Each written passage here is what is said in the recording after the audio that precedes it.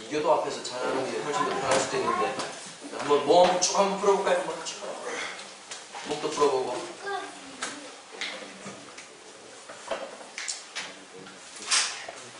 네, 우리 하나님 말씀 함께 보겠습니다. 하나님 말씀은 누가복음 24장 조금 긴데요. 한번 읽어볼게요. 24장 13절에서부터 36절까지의 말씀입니다. 누가복음 24장 13절에서 36절까지의 말씀을 우리 같이 한번 살펴보도록 하겠습니다. 제가 가지고 있는 성경으로는 신약성경 140페이지에 있습니다. 하나님 말씀 누가복음 24장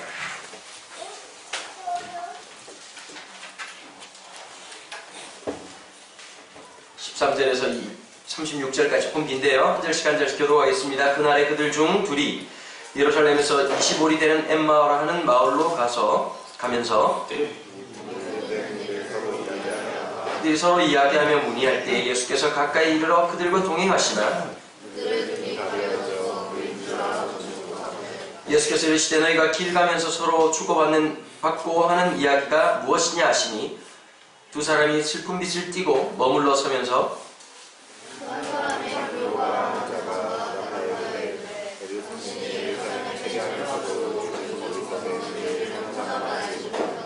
이르시되 무슨 일이냐 이르되 나사렛 예수의 일이니 그는 하나님과 모든 백성 앞에서 말과 일에 능하신 선지자이거늘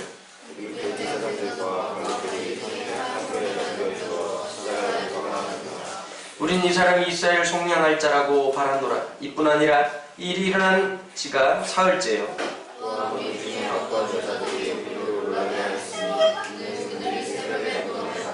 그 시체는 보지 못하고 와서 그가 살아나셨다 하는 천사들의 나타남을 보았다 함이라.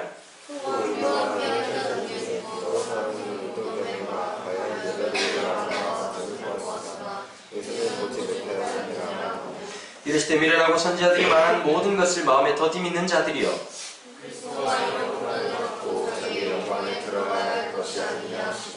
이에 모세와 모든 선지자의 글로 시작하여 모든 성경에 쓴 바 자기에 관한 것을 자세히 설명하시니라.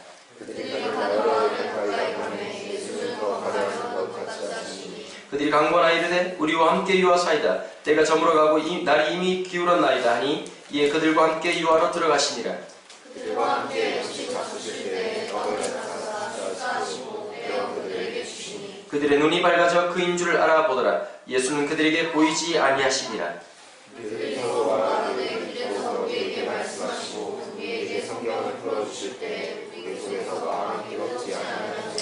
곧 그때 일어나 예루살렘으로 돌아가 보니 11제자 및 그들과 함께 한 자들이 모여 있어 함께 읽겠습니다. 두 사람도 길에서 된 일과 예수께서 떡을 떼심으로 자기들에게 알려주신 것을 말하더라. 아멘.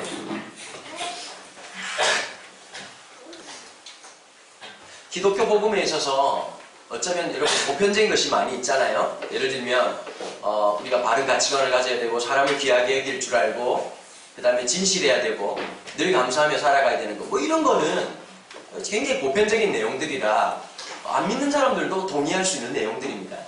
그러나 여러분 제일 가장 어렵고 힘든 게 하나 있어요. 인간이 이성적으로 인간의 도덕성으로 인간의 머리로서 넘어가지 못하는 선이 하나 있습니다. 죽음을 이기시고 부활하신 이 사건은 인간의 힘과 능력으로 이해한다는 것은 불가능한 사건입니다. 왜냐하면 그것을 경험해보지 못했기 때문입니다.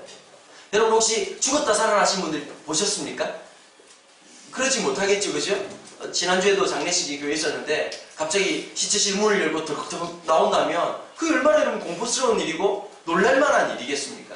죽음이라고 하는 사건에 누구든지 슬퍼하고 누구든지 마음 아파하는 것은 그게 영원한 관계의 끝이라고 하는 것을 저나 여러분들이나 모두 다 알고 있기 때문입니다. 요즘 어제 인터넷 포털 기사 중에서 제 관심에 좀 이렇게 눈길이 갔던 기사가 하나 있는데요. 요즘 한간에 가장 중요한 비타민 중에 하나로 떠오르는 것이 비타민 D입니다. 비타민 D를 발견한 것은 1920년이라고 그래요. 20년에 이 비타민 D라고 하는 것은 그냥 이렇게 바이탈, 가장 생명학적으로 필요한 부분들인데 이것은 어떻게 물질로 얻어지는 것이 아니라 햇빛을 보기만 하면 얻어진다는 거예요. 근데 아이들이요, 그 햇빛을 많이 안 본 아이들이 뼈가 점점 단단해져야 되는데, 시간이 가면 갈수록 이게 뼈가 단단해지지 못하고 그냥 유연하게 있다 보니까 여러 가지 질병, 허리가 빈다든지 여러 가지 질병이 생기는데, 그러면서부터 그 질병의 원인을 찾게 된 것이 1920년도에 이 비타민 D라고 하는 것이 바로 원인이 된다라는 사실을 바라봤다는 것입니다. 여러분, 요즘 대부분 다 나타나는 현상 중에 하나 이런 게 있어요. 불면증, 우울증, 여러 가지 이 계절성 질환들을 많이 앓게 되는데, 그 기사에 보니까 이런 말들이 있더라고요. 햇빛만 잘 봐도, 해바라기처럼 해만 좀 잘 봐도 이런 문제를 훨씬 더 넘어갈 수 있다. 이런 글들이 쭉 기록되어 있었습니다. 제 마음에 이런 마음이 들더라고요. 우리가 교회를 다니고 우리가 신앙을 갖고 있지만 주님만 좀 바라봐도 우리가 넘어갈 수 있고 승리할 수 있고 극복할 수 있는 문제가 진짜 많다는 생각이 듭니다. 근데 우리가 대부분 다가요. 참 오늘도 우리 기도하면서 그런 얘기를 했지만 정신없이 살다가 정신없이 산 결과가 어떤 거예요? 정신이 없다고 느낄 때가 언제입니까? 뭘 하긴 했는데 뭔가 결과가 제대로 되지 않을 때, 뭐 열심히 살긴 살았는데 이게 사는 건가 싶기도 하고, 여러분 이런 특징이 있거든요.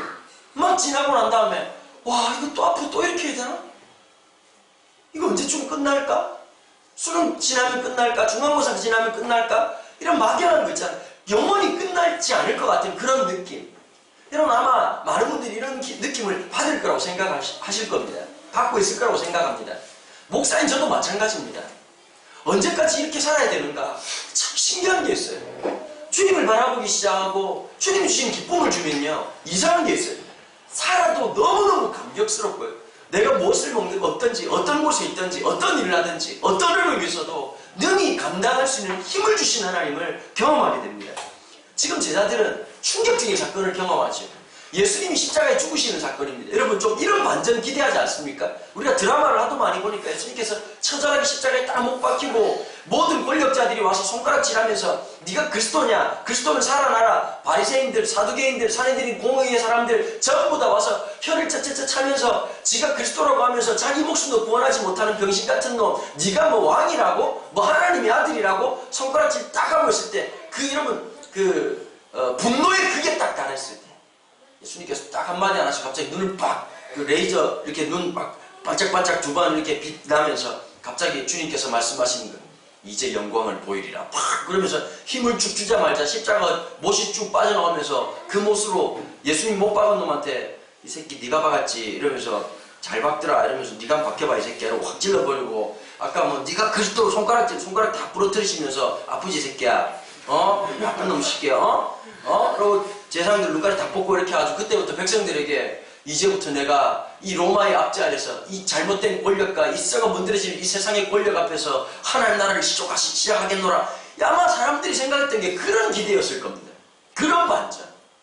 근데 너무 충격적으로 예수님께서 소리 한번 꽥 지르시고 나의 영혼을 부탁합니다 이러고는 예수님께서 운명하셨습니다. 얼마나 비참할까요? 여러분 예수님을 쫓아갔던 사람들은 마지막까지 쫓아갔던 사람들은 제 아들이 아니었습니다. 제자 중에서 유일하게 한 명 요한이 따라갔고요. 대부분 다는 여인들이었습니다. 여러분 따라간 사람들의 기대는 어떤 것이 있었을까요?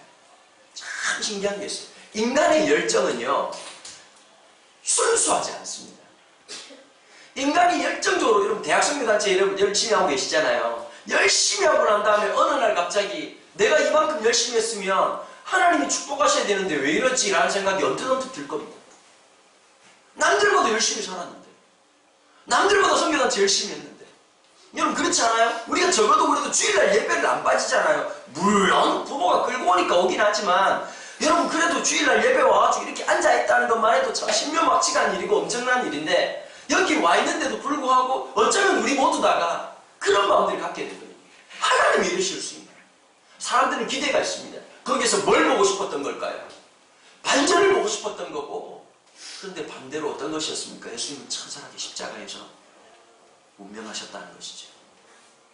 거기가 끝이라고 생각했습니다. 기독교 역설이 뭔지 아세요? 죽음을 경험해야 부활이 있다는 거예요. 죽음을 경험해야 된다는 거예요.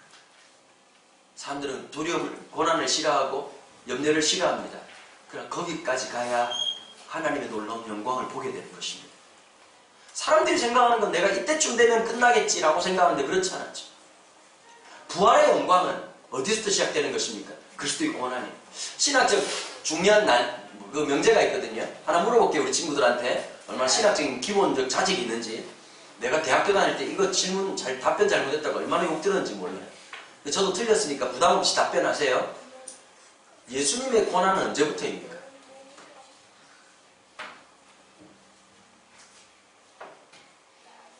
한번 얘기 한번 해보실래요? 예수님의 고난은 언제부터일까요?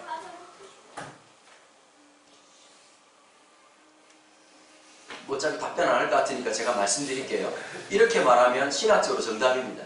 그리스도의 이 땅에 오심부터가 고난의 시작이에요.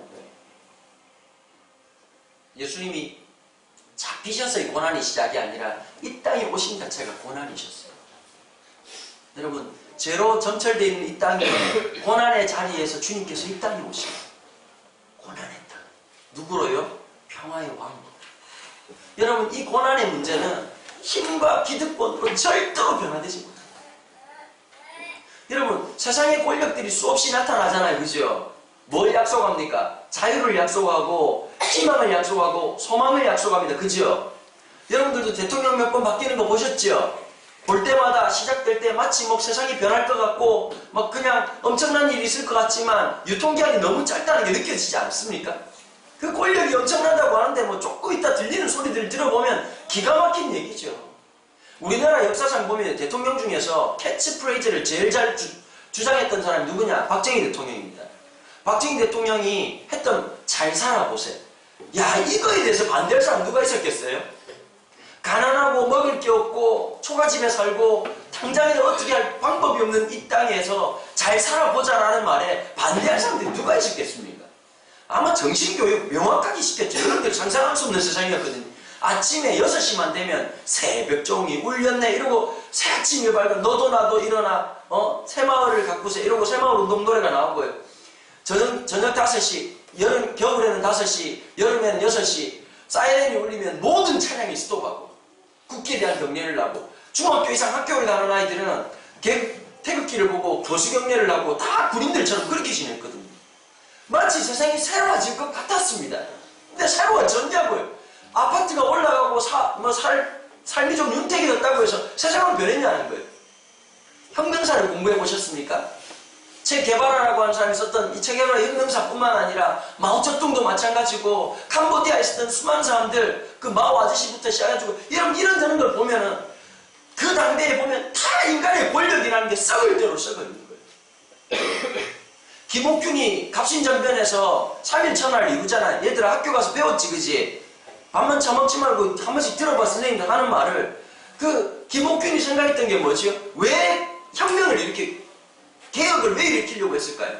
안동김씨 일가들을 중심으로 해가지고 사력화된 세상 그리고 왕권은 완전히 비실비실해가지고 그냥 힘 있는 사람들 비유 맞추기에 급급하고 그리고 민생은 파탄 직전 90, 80% 이상의 사람들이 양민들이 유린하고 돌아다니고 있고 그 다음에 뭐 권력을 가지고 있는 이 사람들은 막 항시 양민들 그냥 괴롭히고 국세무민하고 또 그 다음에 뭐 가지고 있는 권력들을 이용해가지고 다 핏빨아먹는 이런 인간들 이거 바꿔야 된다고 생각해가지고 혁명을 일으켰는데 그 혁명이 오래 갔습니까? 절대로 그렇지 못했습니다.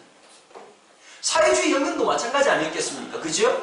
왕권의 붕괴를 통해가지고 산업혁명이 일어나자 말자 사람들이 막 자본을 엄청나게 갖기 시작하는 거예요.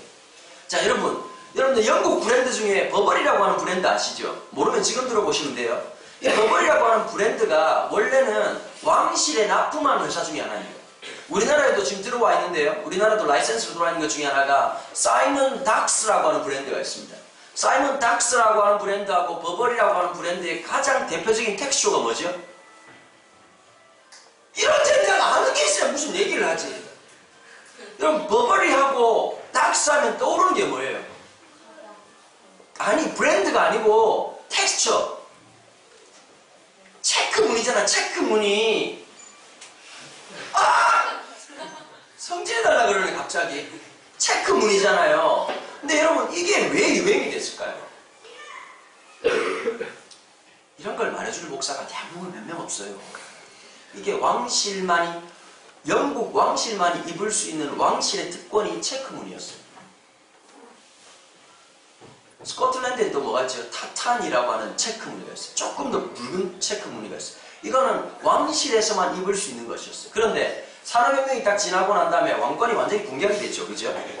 그냥 이름만 남아있는 명목적 왕권이 되고 난 다음에 새로운 자본가들이 일어나기 시작했어요. 근데 문제가 어떻게 되냐니까 왕권이 무너지고 나니까 왕실 납품하는 사람들이 먹고 살 길이 막막해진 거예요. 자, 그러면서 누구든지 갖게 될 수 있게 된 거죠. 자, 그러면서 닥스라고 하는, 사이먼 닥스라고 하는 제품이 막 하면서 막 뜨기 시작하고, 버벌이라고 하는 제품이 막 뜨기 시작한 거예요. 그 다음에 여러분들, 하나 좀 남자들, 그, 킹스맨이나 이런 걸 보셔가지고 이제 수트에 대해서 조금 이해를 가지실지 모르겠지만, 남자들이 스트라이프로 되어 있는 넥타이를 맵니다. 스트라이프로 되어 있는 것을 매는 것은, 멜 때 보면요, 스트라이프라고 하는 문양도, 이거는 그, 공작이나 후작이나 이런 그, 노블 계급들이 하는 것이라서요, 자기 가문의 전통을 나타내는 거예요. 예를 들면 이런 거예요.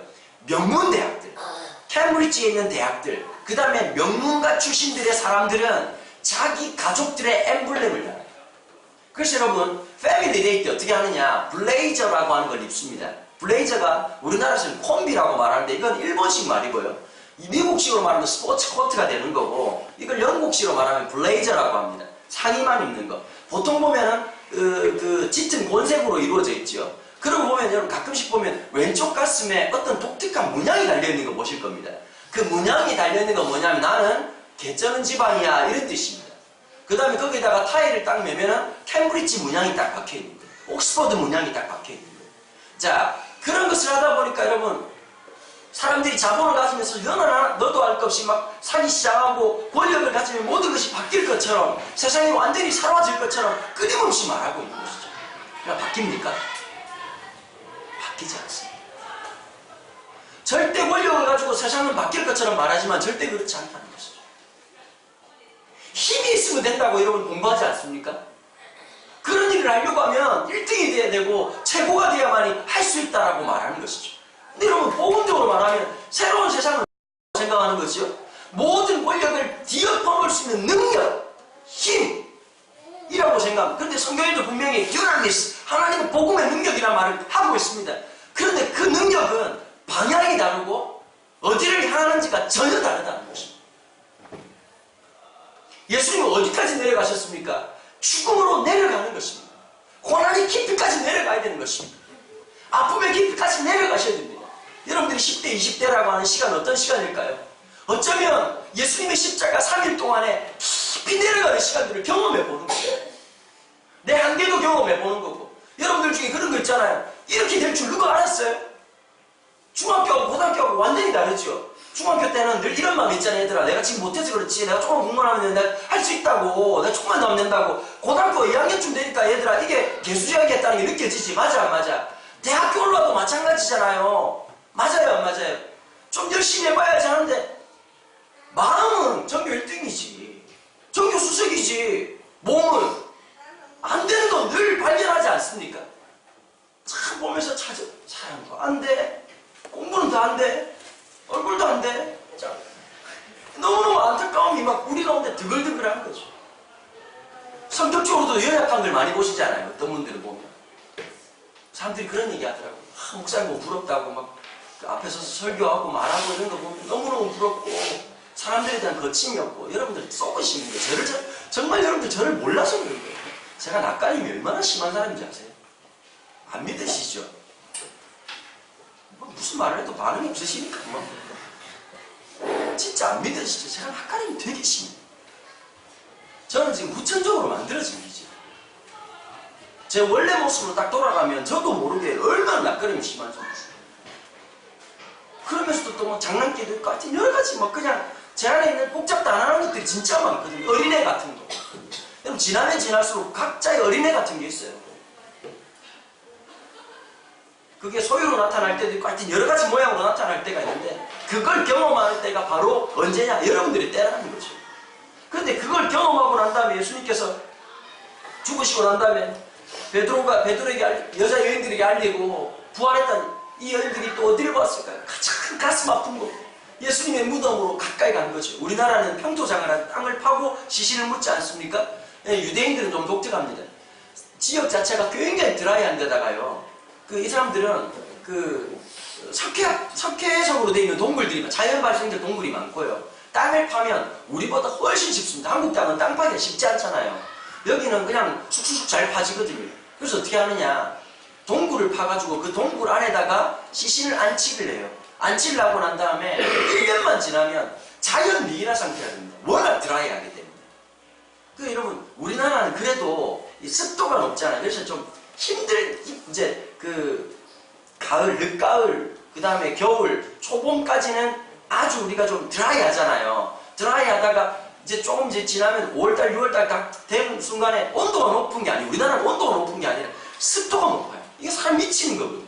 근데 반면에 어떤 게 있냐, 드라이한 곳에 가면요, 사람 피부가 진짜 안 좋습니다. 쩍쩍쩍쩍 이 거북이 등 갈라지듯이 갈라져요. 근데 예수님 있는 곳은 우리보다 온도가 훨씬 높습니다. 48도, 올라갈 때는 51도까지 올라갑니다. 근데 못 살 것 같잖아요. 그늘에 딱 들어가면 서늘해요. 굉장히 드라이하기 때문에. 그래서 시신을 안치하면 1년만 딱 지나면 시신이 어떻게 되니까 수분이 쫙 빠져버려요. 그 백골 상태가 되는 거예요. 그래가지고 그 뼈를 가지고 가족묘처럼 딱 묻어놓고 이렇게 그 봉함해놓고 이제 가족묘가 되는 거죠. 예수 무덤에 찾아갔습니다. 그 무덤을 간다는 건 어떤 걸까요? 저는 직업적으로 시신을 볼 기회가 참 많습니다. 지금은 많이 좀 달라졌죠. 옛날에는 입관 예배를 드리면 목사가 직접 입관을 했습니다. 입관이란 무엇이냐면 법적으로요, 사망 진단서를 뗀 지 24시간이 지나고 나면 이 관에다가 넣을 수가 있습니다. 조금 더 말씀드리면 사망한 지 24시간이 지나야 장례를 할 수가 있어요. 화장을 하든 매장을 하든. 근데 그 입관을 하는데 지금이야 장의사들이 다 하지 않습니까? 예전에는 우리나라는 좀 이런 게 있었어요. 제사장적 의미가 우리나라가 좀 있었잖아요. 그래가지고 목사가 직접 시신을 닦여요. 제가 어릴 때만 해도 우리 동네 목사님이 시신을 직접 닦았어요. 그리고 수의를 입히고. 그래서 제가 고등학교 때 제가 목사가 되겠다는 말을 딱 하니까 우리 할아버지가 우리 할머니 장례식 때 손주들이 굉장히 많았는데 저만 불렀어요. 그러고는 네가 앞으로 목사가 돼야 되니까 시신을 닦는 법을 배워야 된다. 그러고는 할머니 시신을 같이 닦았어요. 닦고 수의를 딱 입히고 굉장히 복잡하더라고요. 수의를 입히고요. 그 다음에 이제 막 그 입이나 콧구멍, 그 다음에 귓구멍, 항문 이런 데를 그 솜으로 다 막습니다. 왜냐하면 몸에 있는 액체가 나오기 때문에 나오지 말라고 다 막고 난 다음에 얼굴을 싸는 것부터 시작해가지고 그 다음에 이제 시신을 들어가지고 관에다 넣는 법이 있어요. 그 넣는 법을 다 배우는 거예요. 배우고 난 다음에 관을 어떻게 닫아야 되는 건지. 그리고 또 이런 게 있어요. 목사들이 나이가 어리기 때문에 우리 할아버지 그러더라고요. 관 묶는 법을 잘 안 배워놓으면 사람들이 관 묶는 법을 모른대요. 관을 여러분들 볼 때 들고 가잖아요. 대충 들고 갈 것 같지만 관을 묶는 방법이 있습니다. 잘못 묶어버리면 어떻게 될까요? 풀어지면 낭패잖아요. 그래서 그걸 가르쳐줬던 기억이 나요. 그래서 그 뭐냐, 지금은 이제 병원에서 거의 다 하지만은 제가 전도사 생활할 때, 목사할 때도 마찬가지고 입관을 할 때가 있습니다. 언제 가족들이 제일 힘들어하는지 아세요? 죽었다는 것을 시신이 된 내 가족을, 관에 들어가 있는 내 가족을 부를 때. 지금 이 여인들은 주님이 죽었다는 사실을 또 한 번 직면하러 간 거 아니겠습니까? 가장 죽음을 직면하는 가장 가슴 아픈 시간. 그래서 이 유대인의 풍습대로 온몸에다가 향품을 뿌려요. 드라이하니까 냄새나지 말라고 강력한 향품을 넣는 곳인데, 향품을 넣으러 갔다가 가장 슬픈 그 지점에서 무엇을 경험합니까? 부활을 경험해요. 베드로가 처음엔 그 얘기를 듣고 미친 소리 하지 말라고 얘기했는데, 그 사람들이 지금 막 난리가 난 거예요. 누구는 부활했다, 시신이 없어졌다더라. 뭐 여러분 보니까 완전히 뭐 그 예루살렘에 얼마나 수많은 풍문들이 막 나돌았겠습니까? 예수가 죽었다더라. 그런데 시신이 없어졌대. 누가 없앴을까? 막 사람들이 나중에 소문을 내지요. 제 아들이 막 몰래 훔쳐갔다더라. 아니면 부활했다더라. 천사를 만났다더라. 막 그러고 있는 와중에 13절에 그날 그들 중에 2명이 예루살렘에서 25리 정도 떨어졌다. 여러분 25리니까 지금으로 말하면 한 몇 킬로 될까요? 거의 한 10킬로 정도 떨어져 있는 거리죠. 거기로 되는 엠마오로 가는 마을로 가면서 이 모든 된 일을 막 서로 얘기하는 거야. 둘이서 도대체 어떻게, 야 얘기 들었냐? 막 서로 막 얘기하고 진짜 몰라 이러고 있는데, 누가 그 2명이 가고 있는 길에 동참하기 시작합니까? 예수님이 따라붙으시. 예수님께서 보면 우리 예수님도 진짜 대단하시지 않습니까? 실침이 뚝 떼고 지금 무슨 얘기하는데? 이러고 막 들이대는 거예요. 그러니까 막 이 사람들이 막 쫄로 이렇게 하는, 아니 지금 예루살렘에서 일어난 일을 모르냐고. 그러니까 예수님께서 모르는데? 이러면서 막 얘기를 하는 거지. 같이 이제 얘기를 하고 있다가 쭉 어떤 사람들은 말하기를 막 부활했다 그러고 어떤 사람 시신이 없었다 그러고 천사를 만났다 그러고 베드로도 만났다고 하는데 이게 도대체 뭔지 모르겠다. 근데 예수님께서 뭐라고 말하죠? 25절에 이르시되 미련하고 선지자들이 말한 모든 것을 더디 믿는 자들, 그리스도가 이런 고난을 받고 자기 영광에 들어가야 할 것을 더할 것이 아니다. 예수님께서 하셨던 말씀, 고난을 지나야 영광입니다. 여러분 항상 잊지 말아야 됩니다. 유진 피터슨 목사님이 썼던 책 중에 부활을 살라라고 하는 책이 있습니다. 강추입니다. 물론 읽어봐도 무슨 말인지 잘 모르겠지만 대학생이 자에게 꼭 강추하는 책입니다. 이 부활절, 그래서 이 부활절이라고 하는 것은 단순한 부활절적 이 기간적 의미가 아니라 우리는 부활을 살아내야 될 책입니다. 부활을 살다라고 하는 책의 가장 중요한 핵심입니다. 예수님께서요 우리에게 원하시는 건 이런 거예요. 예수님 부활했다는 사실이 나하고는 아무 관계가 없잖아요. 그냥 브라보 축하합니다가 아니라 오늘 우리 안에 그 부활하신 주님의 영광, 부활을 살아가야 될 의무와 책임이 우리 속에 있다는 걸 잊지 말라는 얘기입니다. 오늘 말씀에 우리가 좀 주목해야 될 미련하고 선지자들이 말한 모든 것을 마음에 더디 믿는 사람들. 여러분 오늘 우리 세대의 가장 큰 문제가 뭔지 안 믿는 건 아니에요. 그죠? 우리 다 믿죠? 문제는 뭘까요? 더디 믿는 거죠. 더디 믿는다는 말의 뜻이 뭘까요? 머리는 알고 있지만 내 가슴이 동의하기까지 시간이 엄청나게 오래 걸린다는 거예요. 이 더디 믿는 사람들의 특징이 있죠. 눈으로 봐야 되고 귀로 들어야 되고 내 감각이 감각하기 전까지 그 사실을 받아들이지 못하는 사람들. 모태신앙의 똑같은 특징 아니겠습니까? 어릴 때부터 많이 들어왔습니다. 우린 기도해왔습니다. 하나님이란 존재에 대해서 어떻게 생각할지 몰라도 그분이 계시다는 사실에 대해서 다 동의하고 있습니다. 그러나 우린 참 신기하죠. 눈으로 보지 못하고 내가 귀로 듣지 못하고 내 몸이 감각하기 전까지는 더디 믿는 인간들로 머물러 있다는 것입니다. 부활은 이런 우리를 살아계신 그 하나님을 경험하고 고백하는 증인들의 삶으로 전환시키는 위대한 사건이 부활이라는 사건입니다. 우리의 신앙은 사실은 이 더디 믿는 신앙의 특징은 무엇입니까? 죽어있는 것입니다. 우리의 감각, 우리의 느낌이 닿으면 여러분 이 모든 이 더디 믿는 신앙의 똑같은 특징은 이 에너지의 힘은 다른 데서 나오지 않고 내 능력, 내 힘, 나의 어떤 소망, 나의 어떤 확신에 머물러 있는 신앙입니다. 이 더딘 신앙에서, 더디 믿는 신앙에서 진짜 믿는 주님이 원하시는 그 믿음으로 가는 것, 그 에너지원은 하나님께 달려있다는 것입니다. 26절 그리스도가 이런 고난을 받고 자기 영광에 들어가야 할 것이 아니냐 하고, 이에 27절 같이 한번 읽어볼까요? 27절 시작. 이에 모세와 모든 선지자들이 글로 시작하여 모든 성경에 쓴 바 자기에 관한 것을 자세히 설명하시니라. 28절 그들이 가는 길에 마을에 가까이 가매 예수가 더 가려 하는 것 같이 하시니, 예수님 앞에 어떻게 말하는 거죠? 이 말을 쭉 하고 난 다음에 더 가시려고 하는 예수님을 붙잡고 우리와 함께 유하자고 얘기합니다. 여러분 오늘 우리의 삶에 와 계신 주님을 붙드십시오. 오늘 우리에게 와 계신 주님을 붙드십시오. 오늘 이 시간 말씀으로 여러분들 앞에 계신 그분을 붙드십시오. 오늘 나에게 말씀하신 그 주님을 붙드십시오. 그러나 음식을 먹고 참 중요한 게 있죠. 사람 먹어야 돼요. 음식을 잡수실 때 떡을 가져다 축사하시고 떼어 그들에게 주시니 31절 뭐라고 말했죠? 그들의 눈이 밝아졌다 이렇게 말하고 있습니다. 오히려 반대되는 게 16절 그들의 눈이 가려져서 그인 줄 알지 못했다 라고 표현하는 표현이 16절에 있고 31절 그들의 눈이 밝아져. 전 하나님의 은혜가 여러분들의 눈을 밝게 하기를 축복합니다. 우리 가운데 계신 주님, 우리와 함께 하시는 그 주님, 그 영광된 부활을 살게 하시는 그 주님의 은혜가 있기를 축복합니다. 여러분, 인간 역사는 소망이 없습니다. 많은 것을 가진다고, 많은 것을 누린다고 달라지지 않습니다. 여러분, 인생 역사 중에서 제일 성공한 사람 누굴까요? 혹시 누구라고 생각하세요? 만수르 아치라고 생각하세요? 여러분, 성경에 보면 가장 성공을 이룬 사람이 솔로몬입니다. 그렇지 않습니까? 명예, 부, 그 다음에 뭐 여자 다 everything 할 수 있는 걸 다 했어요. 얼마나 나라가 부했는지 그릇이 금금수를 썼다는 거야. 문제도 없고 갈등도 없고 너무너무 행복했어. 근데 솔로몬의 마지막 고민이 뭔지 아세요? 공함이었어요. 다 가졌는데 행복하다가 아니라 와 행복하다가 아니라 뭐라고 말하고 있더라고요? 전도서에서 헛되고 헛되니 모든 것이 헛되다. In vain.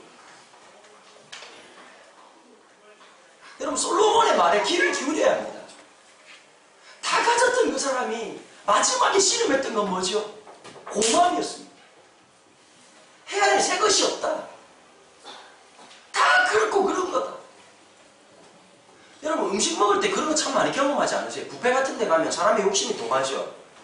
뷔페에 가면 진짜 럭셔리한 사람 아니고서야 뷔페를 가자마자 본전을 뽑아야 된다는 이 생존적인 이 본능이 막 꿈틀꿈틀대지 않습니까? 더 집어넣어야 된다. 인생의 한계 이런 기회가 두 번 다시 없다. 막 집어넣는 내 모습을 보지 않습니까? 참 신기한 게 있어요. 세 접시만 먹으면 배부릅니다. 물론 예외도 있어요. 6접시면 배부릅니다. 마치 다 먹을 것처럼 하는데 끄끄 배가 부르고 와 더 이상 못 먹을 것 같아 라고 딱 6시간 7시간 지나면 밥 처먹고 있는 또 내 모습을 보게 됩니다. 그게 인생입니다. 그러지 않습니까? 책을 좋아하는 사람들이 있어요. 책을 좋아하는 사람 두 종류가 있습니다. 책을 사는 걸 좋아하는 사람이 있고요. 책의 내용을 인지하는 걸 좋아하는 사람이 있습니다. 둘 다 똑같습니다. 책을 읽는다고 사람이 얼마일까요? 그럼 예수님이 십자가 왜 죽습니까? 책을 만드시지.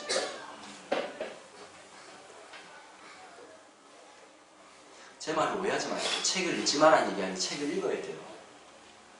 읽어서 그걸 느껴야 돼요. 하나님이 깨닫지 못하게 하시면 아무 의미 없어요. 여러분, 인간의 이성조차도 하나님의 진리를 깨닫는 은혜가 있을 때 그 이성은 아름다운 거예요. 여러분, 우리 부활을 살아야 됩니다. 그리스도의 살아계심, 그리스도의 능력. 그래서 여러분, 우리는 어쩌면 부활에 맞는 하나님이 주시는 real name, 우리를 다시 이름 불러주시는 것을 경험해야 됩니다.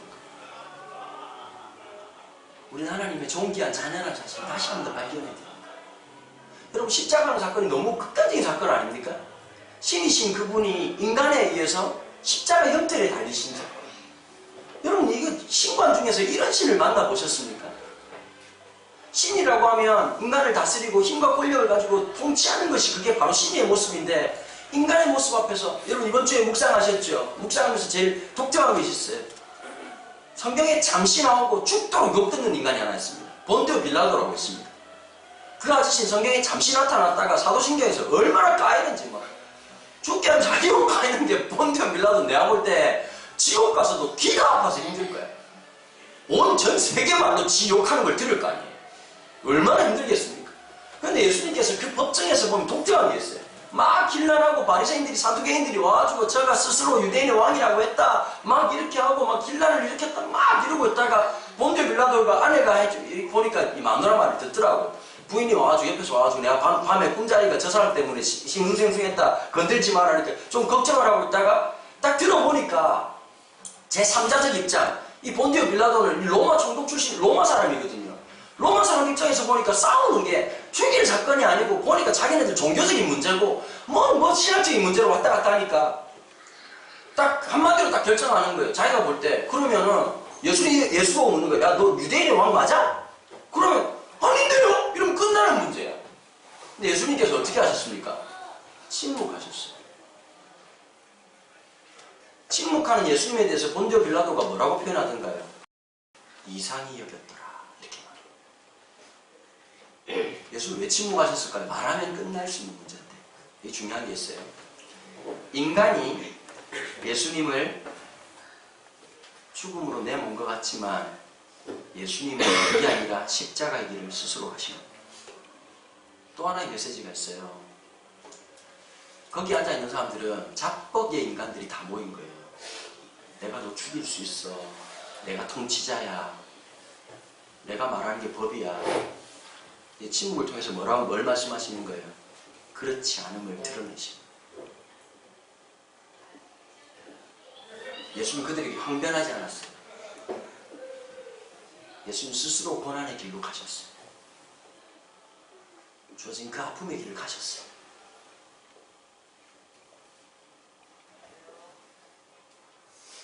그래서 우리에게 주님께서 이 말씀하실 수 있는 것이 인간의 모든 고통을 체휼하셨다. 몸으로 경험하셨다. 내가 안다. 아들아 딸아 내가 안다. 우리 아픔을 알고 네 고통을 안다. 저는 요즘 책을 읽을 때마다 관심이 가는 게 하나 있습니다. 그 사람이 무슨 말을 했냐가 아니라 그 사람이 어떤 고통 가운데 그 말을 했냐를 봅니다. 느낀 게 하나 있어요. 위대한 고백이 있는 사람은 죽을 듯한 고통이 있더라고요. 지난번에 한홍재 목사님 공연을 갔어요. 노래를 만들고 곡을 쓰는 사람이니까 쓰고 싶은 곡이 있을 거 아니에요. 그 중에 하나가 그거였대요. 가늠하는 현장에 있던 여자, 그거 아니고 예수님께서 그 사마리아 여인을 만나잖아요. 사마리아 여인에 대한 곡을 쓰고 싶은데 안 나오더래요. 몇 년을 했는데. 근데 한 번은 여러분 그 40살이 딱 넘어가면요 되게 아플 때가 와요. 죽을 것 같은 아픔. 그러니까 몸살이 30-40일을 간다니까요. 근데 한홍재 목사님이 그 기간이 있었대요. 40일 동안을 몸살을 앓는데 진짜 너무 아프더래요. 근데 단 하나가 탁 지나가더래요. 몸살 같은 고통. 끊어지지 않을 것 같은 고통. 갑자기 그 몸살 끝에 그 여자 그렇게 살았겠구나.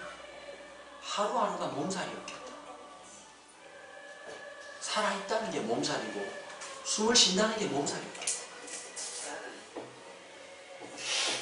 그러고는 그 곡이 나온다. 곡 하나가 나온다.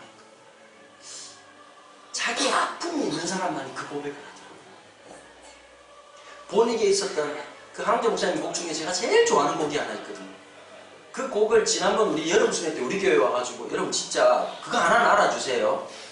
한홍재 목사님하고 저하고 친분 관계가 깊어가지고 그런 얘기 진짜 안 하는 스타일이거든요. 한홍재 목사님 밥을 먹잖아요. 5마디를 안 하는 사람이에요. 그날 나 놀랐어요. 성령이 임했나? 저 양반 왜 저렇게 말을 많이 하지? 그 내가 있었던 한홍재 목사님 집회 중에서 나무 끝나고 그러더라고요. 목사님 저 열심히 했어요. 너무 느껴지더라고. 진짜 열심히 했어요. 그날 아버지 마비돼서 있고 엄마가 마비돼서 있으면서 인생이 다 멈춰버릴 것 같은 그 순간, 죽어버리고 싶은 그 순간에 하나님이 주신 어느 날 아침의 위로, 엄마는 누워 계시고 내 인생 끝났구나 생각했던 그 집에 갑자기 가사 하나가 훅 왔다는 거예요. 나 어디 거할지라도 주 날개 나를 지키네. 그 그늘 안에서 나 주를 노래하네. 가장 아플 때 가장 영광된 곡이라고. 신앙의 고백이 나온 사람들 특징이 있어요. 깊은 고난에서. 그 고백은 무슨 고백인 줄 아세요? 부활의 고백이고 부활의 노래였어요. It's your time. 이제 우리 차례 아니에요. 여러분 이 고난을 통해서 이루실 부활의 노래를 우리가 한번 만들어 봐야 되지 않을까요? 이 영광의 기쁨을 알기 시작하는 사람, 우리의 눈이 밝아지고 주님이 지금 우리와 함께 계시고 있다는 사실을 발견하고, 영적 자폐아처럼 아무도 없는 것 같아서 힘들어하고 고통해하는 것이 아니라 내 오른편에 계시고 내 앞에 계시고 내 등 뒤에 계시고 내 안에 계시고 내 위에 계신 거야. 그분이 계시다는 것을 인식하는 순간 이 죽음 같은 몸살 같은 일상 속에서 우리와 함께 하신 그분을 노래하기 시작하고 그분을 높여드리기 시작하고 그분이 살아계심을 증언하게 되는 부활의 공동체, 그 영광된 공동체가 되기를 주님의 이름으로 축원합니다. 기도하겠습니다. 하나님 아버지, 부활절을 맞이합니다. 매해마다 이때쯤 되면 적당히 슬픈 척 하다가 계란 몇 개 받아 돌아가는 것이 우리 일상처럼 느껴졌습니다. 부활은 우리와 아무 상관없는 이야기였고 교회에서만 있는 한 행사로 끝날 뿐이었습니다. 그럼 이 말씀을 통해서 부활은 우리에게 지금도 일어나는 사건이며 그 부활을 살아가야 될 거룩한 부르심이 있는 하나님 백성이라는 사실을 알게 하여 주옵소서. 우리 각자가 경험하고 있는 고난과 죽음과 숨막히는 고통 속에 머물러 있는 영혼들이 우리가 지금 그 고통을 지나가고 있으며 부활의 영광으로 나아가고 있는 존재라는 인식을 할 수 있도록 우리의 눈을 열어주시옵소서. 주의 성령께서 함께하여 주시고 그 은혜로 충만케 하여 주옵소서. 우리의 고백과 우리의 찬양과 하나님 우리의 말씀 앞에서 이 결단을 주님 받아주시고 우리의 삶 전체를 주의 제물로 주님의 놀라운 은혜로 주님의 역사심의 통로로 우리를 써주시옵소서. 주 예수 그리스도의 은혜와 하나님 아버지의 원하신 사랑과 성령의 교통하심이 부활의 그 영광, 부활의 기쁨을 노래할 백성으로 부르시며 부활을 살아가라고 말씀하시는 그 말씀 앞에 믿음으로 나아가기로 결단하는 주의 백성들 머리 위에 지금부터 영원토록 함께 계시기를 축원하옵나이다. 아멘. 감사합니다.